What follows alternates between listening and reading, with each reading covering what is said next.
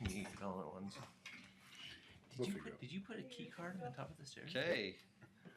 We will get I noticed that too. It's weird how something like September 26th DRC meeting started at 10 a.m. So, fortunately, we've got a fairly light meeting today, which will be nice. So, so on this agenda, we have online to continue discussion we'd had last DRC regarding the specifically Santaquin City Code 104805 in regards to access to parking lots and parking facilities. During that discussion, we briefly discussed potentially modifying our code to allow for one point of access, and so that's kind of the continuation. This is the continuation of that meeting. And so with that, I understand there was some internal discussion that I had on this last week, so I'll turn it over to Jason to kind of help with that. So, is there a chance you could bring up the email that I sent out Friday to this group? I certainly can. So, Ryan, Kaysen, I think Jason was there for first good part of it. So we talked about some of the concerns in more detail, and then tried to come up with some language that we thought could make one access work. We talked about last meeting how maybe 250 trips is a kicker to having a traffic study or transportation study. So we could do more of a case-by-case analysis of each proposal on a site. But the language that we came up with, we feel like is maybe things to consider. This is not a draft motion. This is more of a bullet list of things that we talked about in that meeting. And I guess for the rest of the DRC members, we'd like your thoughts on this. So essentially we thought it could be possible to keep the requirement the way that it is, except that if it's over 250 trips, they need to address some things in order to maintain one access. And those three things that we talked about would be an emergency access, really for egress only, is provided. That could be in the form of like a crash gate into an adjacent parking lot, adjacent property or whatever, so that public safety can get in and out. And that could even be something that's completely next to a full-time ingress egress. Just something that is for only emergency purposes only. And then I guess the quick question I would have on that is historically we have done that on one other project, but on that we did require an easement to be done and provided for that emergency access. Which one was that? Johnson's Grove. Yeah, whatever documentation needs to accompany it, we're fine with that. I think this is just kind of high level how the site would work. So if there's something that needs to be recorded, great. If the main access for ingress egress is a minimum of 40 feet, that basically we have a little bit wider access so that even though it's one access, it's a little bit wider and can accommodate more vehicles. And then if it's determined that a ride-in, ride-out only requirement is needed, that we use signage and not permanent medians. Obviously, those permanent medians can make it tricky for large vehicles like fire apparatus to turn in there. So those were the three things that we came up. We probably met for an hour and thought through a number of different things. There's obviously other things that come into play that we can look at separately, but in terms of the number of accesses, these are things that we thought would help mitigate the impacts of only having one access versus two, which is what we've historically required, especially for businesses that have over 250 average daily trips. So does that kind of cover in a nutshell what we talked about? So I have a question on that. When you say just egress only, that doesn't necessarily accommodate public safety ingress. One of the purposes of dual access is that you have a way to get in if one of the accesses is blocked. If the access to a building, to a facility is blocked, there's a car fire on Main Street right at their ingress. This other access would have to act as that secondary ingress and egress, not just egress, right? Well, it's mainly to get people out of the area. In the car fire situation on Main Street, we're going to be pulling up. We're not going to be coming in through back end trying to nose in. We're going to be pulling up. But if we need to exit people out, or if you have a car accident on Main Street that shuts that area down, Salt Lake just had a bomb scare. We need to shut that area down. We've got to be able to get people out the back way so that it's not a thoroughfare of traffic, especially if you're using an adjacent piece of property or working it out like the Johnson's Grove. That's actually padlocked shut. And so we can open it, they can get out, but it's not a main thoroughfare bringing traffic in and allowing traffic to constantly go through there. Yeah, I guess if I expand my hypothetical, the car fire starts the building on fire. Again, you've got egress, but anyway, I guess my point is that I think it ought to be for both ingress and egress, not just egress. I understand trying to get people out. That was one of the reasons why Summit Ridge Parkway was extended to Highway 6. Now, that doesn't have anything to do with this, but I understand trying to get people out. But again, that secondary access gives you both ingress and egress. So I think we need to be careful about tying it to just one. Yeah, if you take it to basically ingress, egress, you'd almost have to have that wide road. You couldn't just do a single lane out. You know what I mean? And so if they're trying to work with an adjacent piece of property, taking a small sliver versus a wide road, that's what we were kind of thinking. So we're open. I mean, we're just trying to find a way to help, the property owner. So.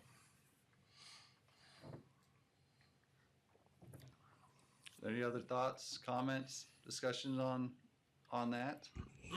One of the areas that we did not have in our meeting is engineering. We'd love to hear what your thoughts are. Well, I think every site plan is going to be different.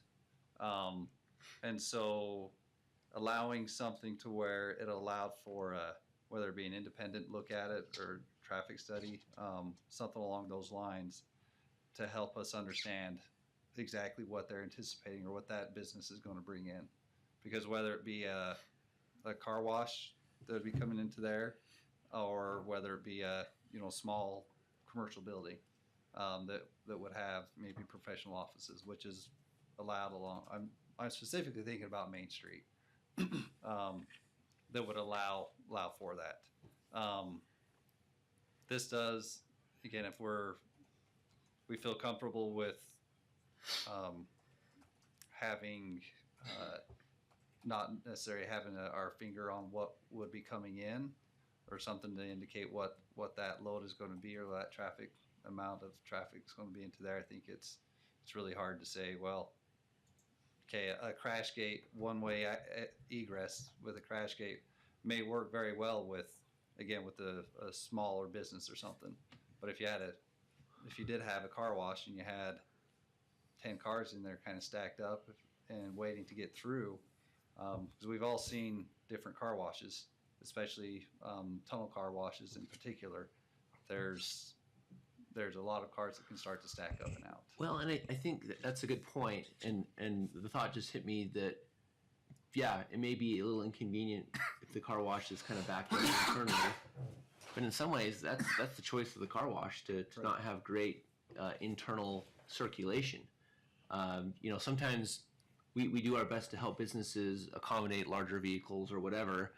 Really, these should be things that the applicant is thinking of to accommodate their future customers. I think we kind of do the base requirements to make sure that we've covered public safety needs and things that aren't going to be impactful to adjacent sites or the adjacent public street.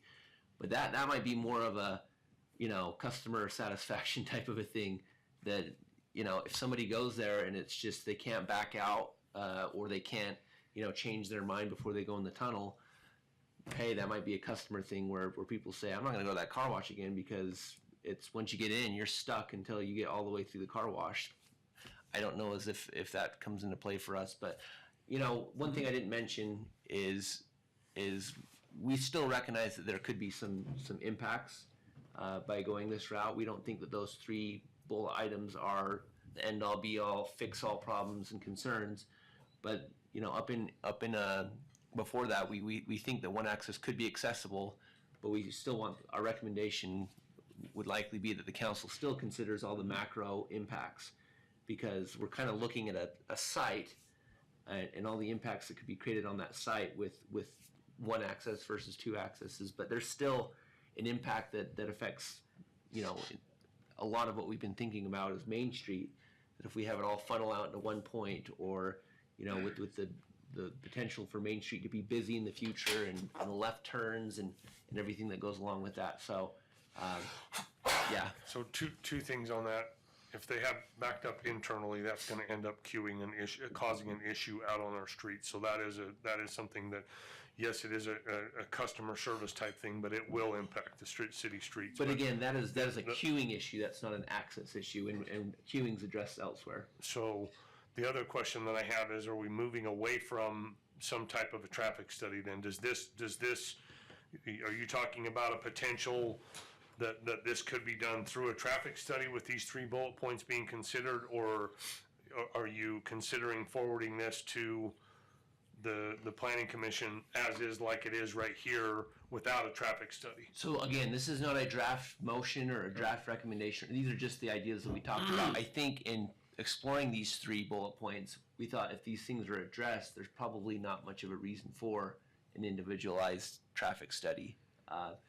But if that's something we still think is important and gives us more information to make a good decision on a given site plan, then, I mean, again, this is not a recommendation from the focus meeting that we had. This is just some ideas that were put down on the paper, and as we put this down, we thought, man, if they can address those 3 things, I don't see how a transportation traffic study is going to necessarily. Isn't the traffic study the thing that gives you that 250 count or not? No, that's in our code right now.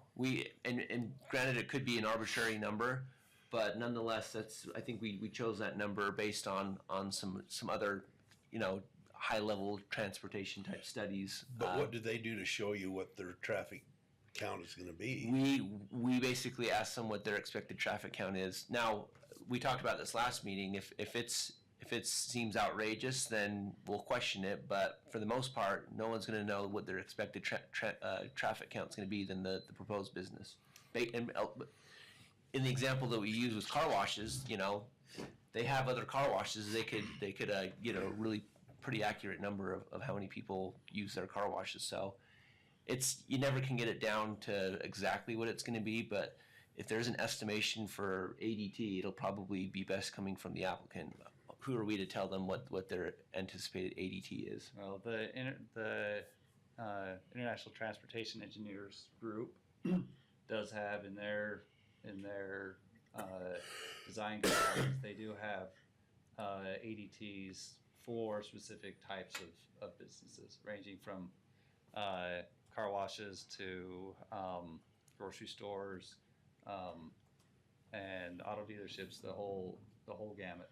They do have those that we can refer back to get more, instead of just relying on the applicant specifically. But we, like car washes, we have seen what their current loading is. We've requested that information to see that included for anticipated water usage, and you can tie that to how many cars that they're sending through there. So.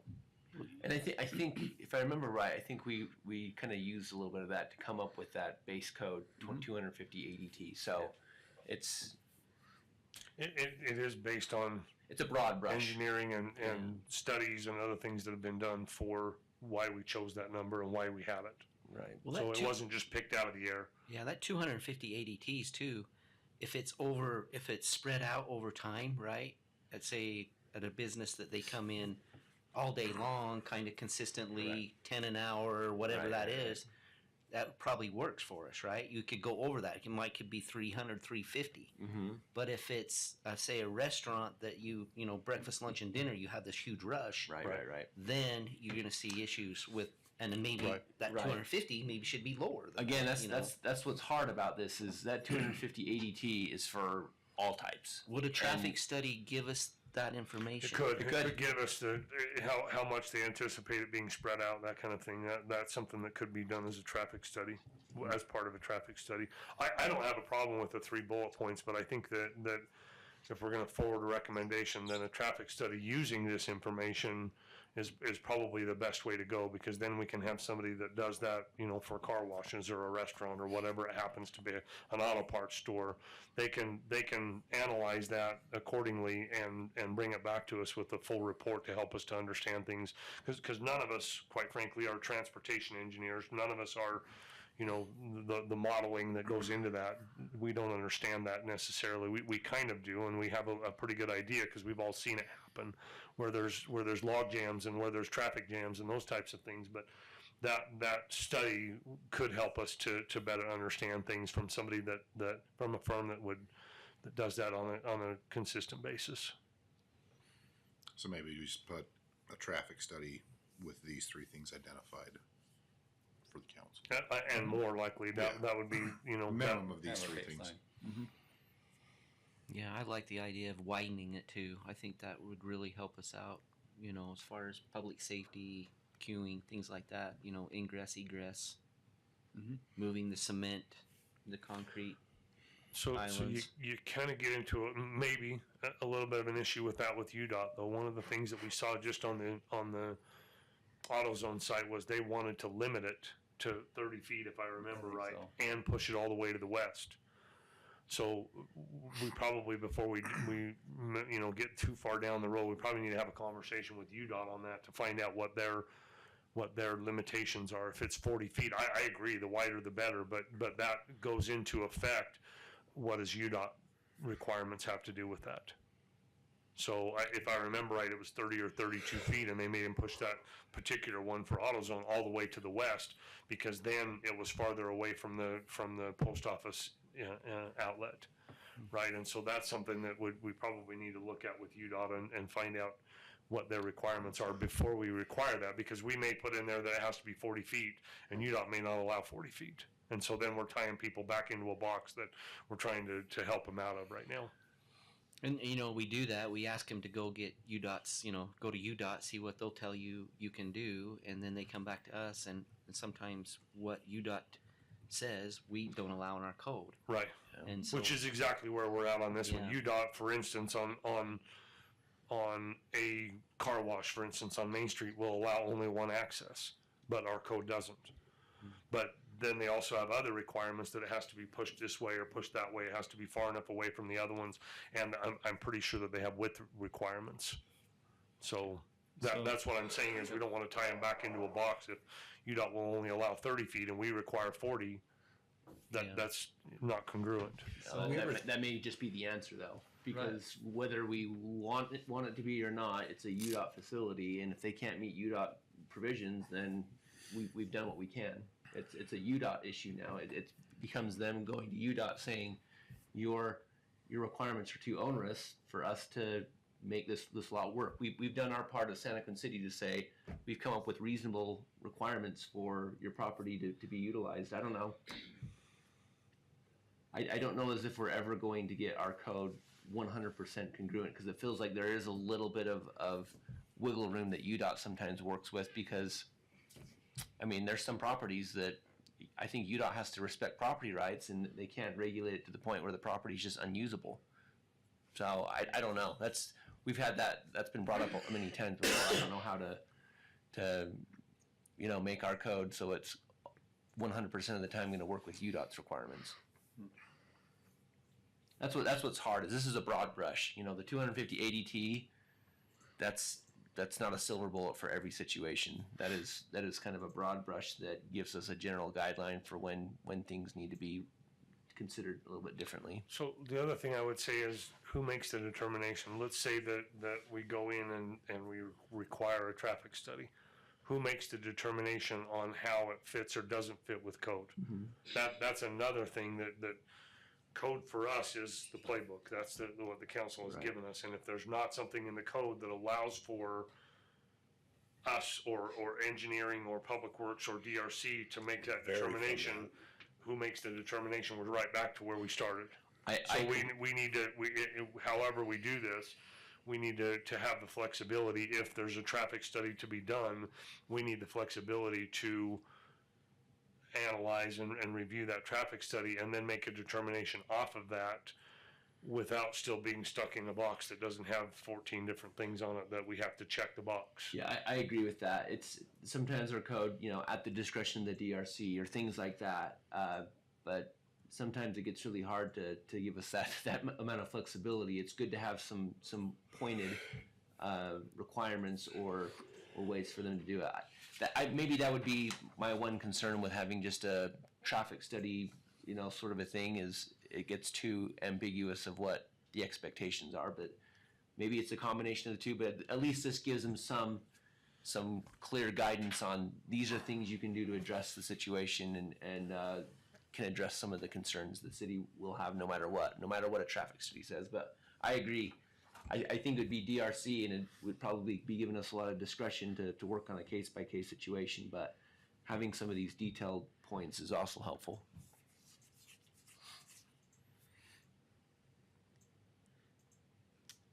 Any other thoughts? So again, with this, we could forward a recommendation, kind of outlining a little bit what we've talked about. It would include these 3 points, and maybe, as Ryan said, just kind of have the traffic study kind of take these things into consideration as we do that, or. I think you need those 3 things: traffic study and UDOT's approval or UDOT's guidance as well. For anything that On would Main be Street. within UDOT's on Or Main anything that Street. touches a state road. Yep. So, On a UDOT roadways. so basically, we need to have a conversation with UDOT also on this, right? We could. I recommend that. Yeah. Hold off on this, bring UDOT in and see what their traffic engineers, let them be a part of the conversation, invite them to an offline meeting to see what they require, so we have a better understanding of their playbook and our playbook, and see if we can't come to some kind of neutral ground. And the properties are there. We know what the properties are. We could show them the properties and say, hey, this is what we have on our Main Street. How does this work for you? Would that be beneficial, you think? I think that's how the discussion would have to go. That's the whole reason why we're looking at this is we're trying to give a lot more of a opportunity for some of these properties on Main Street to develop, particularly from an economic development standpoint. Some of them, they're limited on their options because of either UDOT standards or our standards. We're looking at our standards to try and make things a little bit more amenable to economic development. But maybe this realization needs to happen for UDOT as well, that with their standards the way they are right now, some properties don't have hardly any options at all of how to develop it unless it's a very, very low impact, quiet business. And sometimes for Main Street, that's, that doesn't really help with the property values.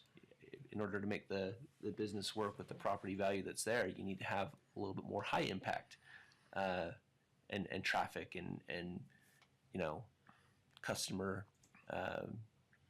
exposure. So maybe we just need to table it until we meet with UDOT and get some of their input to help us formulate something before we take it to council.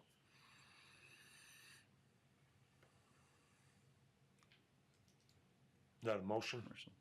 I'll make the motion. We table this until we can meet with UDOT and get some guidance as to what they require and what wiggle room we have with them before we just take it to council. There's no sense us making a decision, taking it to council, and then having UDOT say, nope, not a chance. Let's try to work with our partner and come up with a solution. And I think the mayor has a good rapport with UDOT, and he can express that concern to them of how do we help revitalize and bring economic development into our community if the state's so restrictive.